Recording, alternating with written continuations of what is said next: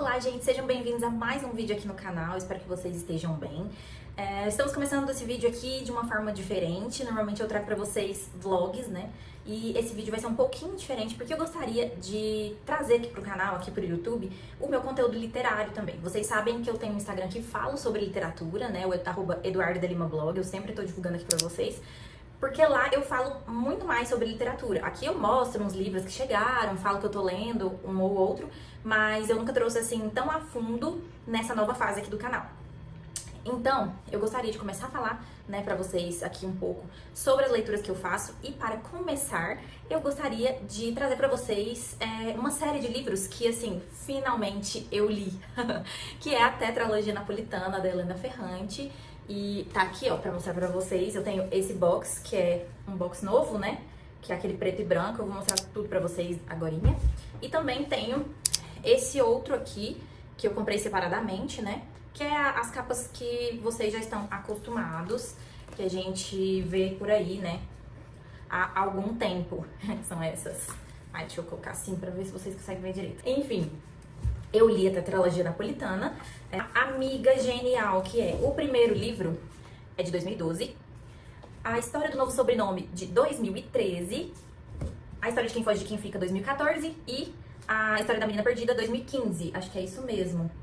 Exatamente. Bom, essa é uma série escrita pela Elena Ferrante, né? Que nós todos sabemos que é um pseudônimo de uma autora ou autor, eu acredito que seja uma autora mulher, que não se mostra, né? Em público, a gente não sabe quem ela é. E eu falo um pouco disso até na minha tese, porque vocês sabem que eu estudo, né, a Elena Ferrante e a Lígia Fagundes Telles, então eu falo um pouquinho sobre isso. Mas nos atentando aqui sobre a Tetralogia Napolitana, nós podemos falar a respeito, né, desses livros. A própria Elena Ferrante considera esses 4 romances como um romance só. Ela fala que dividiu eles por questão editorial mesmo, por tempo, né, de publicação, porque eles ficariam, né, muito grandes para ser em um único volume. Mas ela soube dividir aqui de forma muito incrível, porque a Amiga Genial fala sobre a fase da infância, né, das protagonistas, que são a Lenu e a Lila. A Lenu é a Helena Greco e a Lila é a Rafaela Cerudo. Então, aqui nesse primeiro livro a gente vai ver, né, a infância delas, a primeira parte, assim, da história delas como amigas. No História do Novo Sobrenome, elas estão passando ali pela fase da adolescência mesmo. A História de Quem Foge, de Quem Fica, já é a fase da jovem adulta, né? Elas já estão caminhando aqui pra fase adulta mesmo. Então, tem muitos conflitos, muitas coisas que acontecem com essas meninas, com essas mulheres, na verdade, né?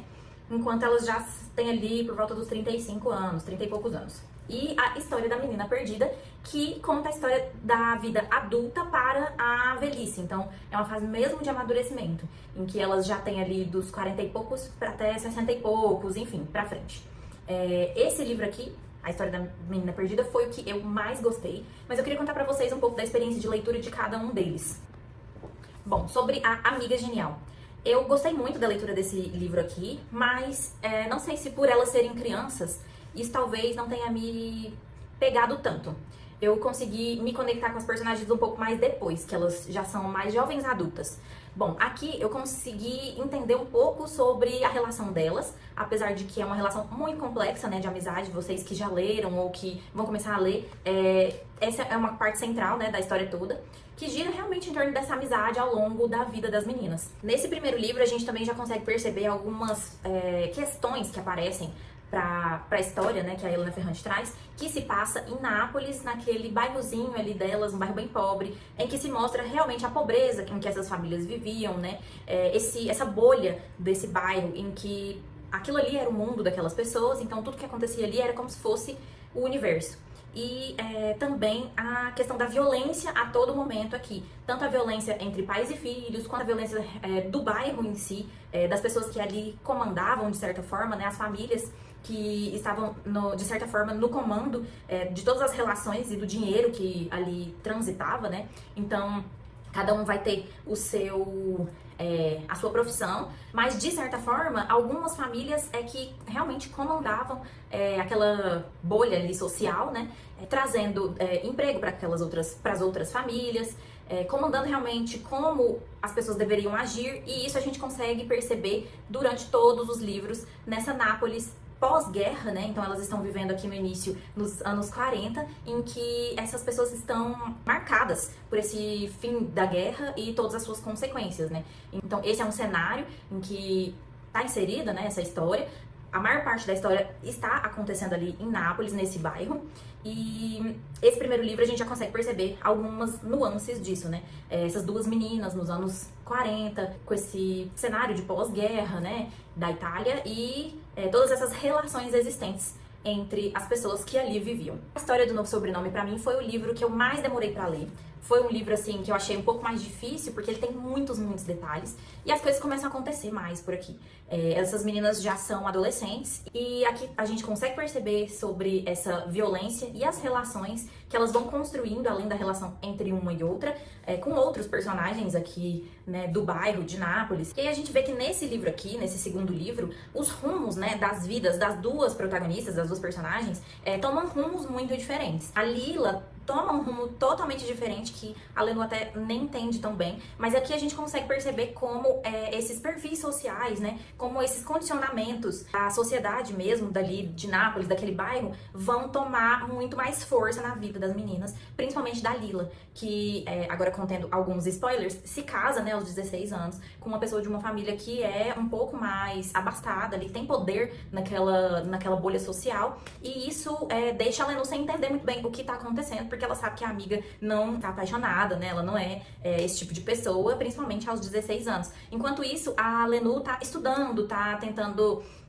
ser a melhor da classe, e isso a gente consegue perceber, esses caminhos diferentes que as duas estão tomando aqui já na adolescência, que vai se perdurar, né, ao longo da vida delas. Então, esse livro aqui eu acho que é um divisor, né, de águas aqui, que mostra o caminho que vai tomar os rumos das vidas das duas meninas. Aqui também nesse livro, nós podemos perceber que começam uns sentimentos, assim, de estranhamento. Não começam, né, já começou ali no Amiga Genial, mas agora que elas são adolescentes, esses sentimentos vão se materializar de uma forma mais concreta, que seriam, por exemplo, o sentimento de sucesso demais da Lila, que ela é vista, né, por aquela sociedade ali naquele bairro, já que as duas não tinham saído ainda dali, como uma mulher que conseguiu chegar num ponto alto da sociedade, que seria ser a esposa, né, de uma pessoa mais rica. Então ela saiu ali daquela casa pobre, daquela família que não tinha condições de ter um potencial de prosperar mais do que aquilo ali já estava dado, né? Aquilo já estava dado. Então, ela tem certos luxos que, por exemplo, a Lenu não tem. Então, esse é um sentimento, né, que a Lenu fica em relação a Lila, já que ela ainda continua naquele mesmo ambiente, ela tá estudando para tentar sair daquilo por esse meio, mas ela não vê essa saída ainda. Então, transforma-se, a gente consegue ler a narrativa pela voz aqui, né, pela visão da Lenu, da Helena, e a gente consegue perceber talvez um pouco de ciúmes, um pouco de inveja, e ao mesmo tempo você consegue também perceber uma certa prepotência da Lila, e os caminhos aqui tomando rumos totalmente diferentes. Também temos um personagem que aparece e que se torna um pouco mais visível aqui pra gente, que vai também dar raízes para acontecimentos futuros, que é o Nino Sarratori, que tem uma ligação com as duas personagens. A Lenu é apaixonada nele desde criança, assim, e ele parece ser um menino muito inteligente, só que um pouco misterioso também. Enfim, ele chama a atenção das duas. E muitas coisas vão acontecer aqui com relação a esses personagens. História do Novo Sobrenome, a gente também consegue perceber algumas questões relacionadas à mulher, né? Por exemplo, essa questão do casamento, do estudo, de estar ou não fazendo seu papel naquela sociedade. Porque para a sociedade daquela época e naquele ambiente, se casar, tornar-se uma esposa e ter um casamento bem sucedido era o que uma mulher deveria fazer pra época, e é o que a Lila fez, mesmo não sendo apaixonada pelo marido e tendo tudo aquilo, todo aquele luxo, mas sem realmente gostar, né, dele. E por outro lado, as questões relacionadas ao estudo, né, a ser mais do que aquilo, mais do que aquela sociedade proporcionava, que era o caso da Lenu. Então essas questões femininas já começam a aparecer, o casamento muito jovem, né, todas essas questões relacionadas também a relacionamentos começam ali também, né, na adolescência delas, juntamente com o relacionamento de amizade das duas, né? Uma amizade já muito conturbada, uma hora muito amigas, outra hora essa amizade parece que vai se romper, né? Vai se desconstruir, e esse é um aspecto dessa narrativa inteira, dos 4 livros, que toca sempre nesse ponto, né, da amizade delas, dessa amizade conflituosa, em que hora elas estão muito bem, parecem irmãs, e outra hora elas não querem se ver, falam coisas uma pra outra que amigas de verdade não falariam, enfim. Esse, então, é o segundo livro. Bom, para o terceiro livro, que é a história de quem foge e de quem fica, aqui a gente já tem as meninas um pouco mais adultas, né? Elas, o tempo intermédio da vida delas aqui. Então, a Lenu e a Lila estão em caminhos totalmente diferentes. A Lenu consegue se manter nos estudos, né? E ir pra faculdade, sai dali de Nápoles, ela consegue romper essa bolha, e a Lila fica, né? Fica ali com todas aquelas questões sociais que a gente já conversou, e tem um caminho, assim, totalmente diferente da amiga. Elas ficam muito tempo sem se falar nesse meio tempo aqui da vida, né? Já que uma toma um caminho e a outra outro rumo. Mas a Lila tá sempre presente, nem que seja nos pensamentos, né? Nas lembranças da Lenu. Isso é uma coisa que a gente vê a todo momento na narrativa, né? Em que ela conta sobre os pensamentos e as influências que a Lila tem sobre ela. Ela sempre pensa se a Lila estaria fazendo daquela maneira que ela tá fazendo, se ela se deixaria viver aquele momento daquela maneira, e também ela fala em alguns momentos que deve a Lila coisas que hoje ela é. Então, ela sempre retoma, né, ao texto A Fada Azul, que a Lila escreve na infância. Ela também fala do livro Mulherzinhas, que elas compram na infância e leem juntas, né? E a partir daí nasce essa vontade de escrever, de criar, de sair daquele mundo. Quem já leu Mulherzinhas aí pode fazer alguma relação com principalmente a Lenu, né? Que é a escritora e tem a carta de jornalista aqui nesse livro. Enfim, a Lenu tá casada aqui, ela tem filhas, ela tá nesse processo, né, do maternar, de se encontrar nesse contexto de uma mulher casada, que tem que colocar a sua família um pouco à frente do que ela é como uma mulher profissional, que é o que ela sempre quis. Então ela entra nesse conflito da maternidade, de ser esposa, né, do casamento, porque isso, de certa forma, atrapalha ela a ter o sucesso profissional que ela gostaria de ter. E depois que ela tem todas essas experiências maternas e como esposa, ela também tem outros relacionamentos que são importantes, muito importantes aqui para a narrativa, e que vão fazer com que ela saia dessa outra bolha que ela entra, que é a bolha de uma vida social diferente, né, do casamento, enfim.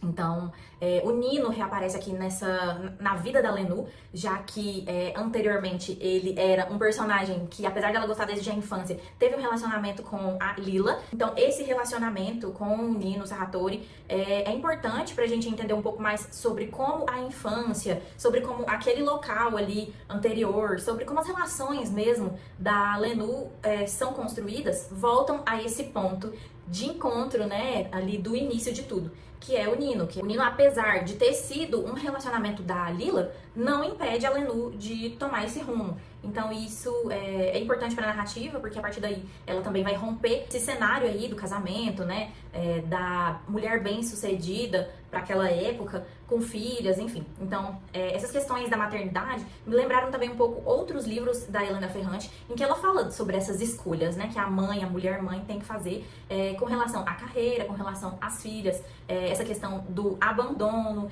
e da culpa materna. Então, esses pontos são relevantes aqui, principalmente neste livro, para a gente falar um pouco a respeito da maternidade que a Helena Ferrante traz pra gente nessa narrativa, e também em várias outros livros aí, que depois a gente pode conversar um pouco. Por exemplo, A Filha Perdida, que é o livro que eu estudo na minha tese, e outros também, da Helena Ferrante, então ela vai tratar disso.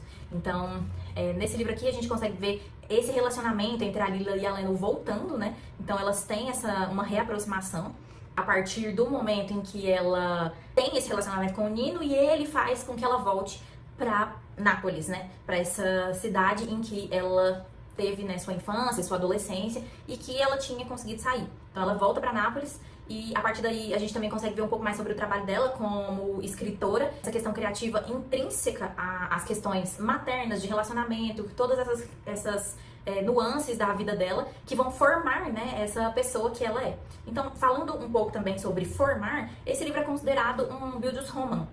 que é aquele romance de formação, né, que a gente acompanha as personagens desde crianças até o envelhecimento, né, essa jornada aí. Então, isso é uma coisa que a gente pode observar muito bem com relação principalmente a Lenú, que é a narradora daqui, né, mas também com a Lila, que desde criança a gente acompanha aí a formação e como elas vão se desenvolvendo segundo todas as experiências que elas passam, tanto juntas quanto separadas, e que vão contribuir para essa formação. Já a História da Menina Perdida, o quarto livro dessa tetralogia, foi o livro que eu mais li rápido, assim. É um livro que eu acho que tem mais acontecimentos, assim, que me deixaram surpresa. Esse livro aqui, a Lenú já tá morando lá em Nápoles há algum tempo com as filhas, então ela não tá mais casada. Ela tem ali os seus relacionamentos, toda a bagagem da vida quase inteira, né? Que ela já tá com uns 40 e poucos anos, então ela tem as filhas ali. É uma nova fase aqui da vida, né? Então os problemas mudaram. Há também sempre as questões da máfia, da violência, que voltam a aparecer com mais força aqui, já que ela volta, né, para Nápoles. Então ela percebe que as coisas não mudaram desde quando ela era uma criança. Então há essas questões todas políticas também aparecendo aqui, como nos outros livros também, mas aqui a gente consegue ver de uma forma mais concreta, já que elas são mais adultas, né? Elas são adultas e conseguem entender melhor essas questões. E o que eu acho interessante nesses livros aqui da tetralogia é que, como a gente está acompanhando a vida delas, há muitos acontecimentos que são naturais à vida de pessoas normais. Então, o relacionamento com pais, com sogros, com amantes mesmo, com os filhos. Então, essa é uma questão que é muito colocada aqui, as questões que podem aparecer ao longo da infância dos filhos e também da adolescência, da vida adulta dos filhos. Tudo isso acontece aqui com as duas meninas, com as duas mulheres, né, agora. E isso também mostra como elas levam esse relacionamento delas pra vida madura, né? E como muito daqueles conflitos da infância ainda perduram, só que de outras maneiras, né? Antes elas brigavam pela boneca quando elas eram crianças. E agora, né? O que aparece aqui nesse livro que vai mostrar esse conflito, né? Por exemplo, a questão das filhas, né, delas. Das filhas, dos filhos, e como esses relacionamentos vão impactar na vida das duas e na amizade das duas. Aqui eu acho muito interessante também que a Helena Ferrante coloca um acontecimento histórico, que é o terremoto que acontece aqui em 1986 ou 86. Eu não lembro direito a data, vou colocar aqui na tela pra vocês, em que muitas das cidades ali do sul da Itália são atingidas, inclusive Nápoles, né? Então tem esse acontecimento e mostra como a cidade, como as pessoas ali naquele lugar e também como a Lenú e a Lila são impactadas por esse terremoto. Depois disso ainda acontecem muitas coisas aqui, e o que eu percebo dessa tetralogia, né, dessa saga aqui da Helena Ferrante, é que realmente é uma história sobre o desenvolvimento e o crescimento, né, dessas duas mulheres, principalmente da Lenú, que é a narradora, como ela viveu a vida trazendo, né, todos esses problemas, todas essas questões de família, de casamento, essas questões sociais, né, a pobreza, como ela conseguiu sair, romper aquela bolha de Nápoles, rompendo também a bolha da Itália, né, que ela não consegue viajar e sair, conhecer o mundo e fazer o que ela queria fazer, que era escrever, e por meio dos estudos, né, fazer tudo isso, além de também outras questões, como a maternidade, o relacionamento afetivo e as questões da mulher mesmo, né, que aqui a Lenú também escreve sobre feminismos e começa a descobrir a respeito desse universo. Então, é legal também a gente ver isso e ver o momento, né, em que ela tá e o momento em que ela escreve e pesquisa sobre essas coisas. Então,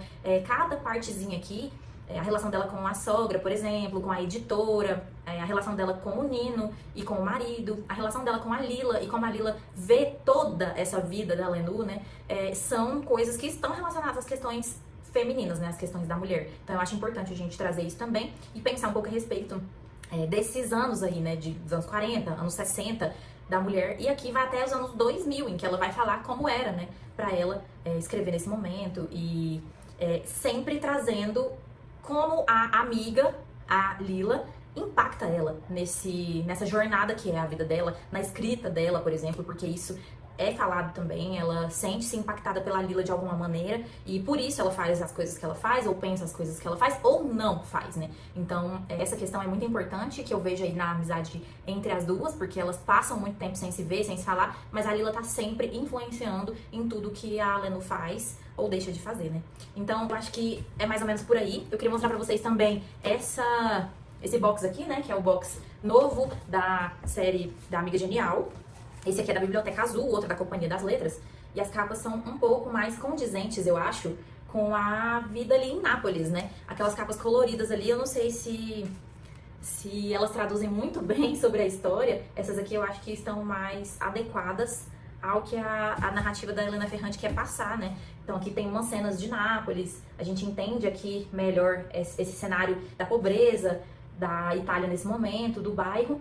E eu acho que essas capas são lindíssimas e essas outras aqui não falam muito sobre o que a história tá querendo dizer. Por exemplo, esse aqui, a história da menina perdida, tem uma menininha aqui, uma praia. Não sei se isso aqui traduz o que a história quer mostrar, então não vejo muito, por exemplo, a amiga genial. Não tem nada a ver essa capa aqui. Mas enfim, não deixam de ser lindas, né? Mas eu acho que essas aqui traduzem melhor o que é, né, que essa história quer passar pra gente. Enfim, eu espero que vocês tenham gostado do vídeo assim, conversando. Eu também posso trazer, se vocês preferirem, um vlog, né, da semana em que eu vou inserir, falar sobre um pouco dos livros aqui que eu tenho lido.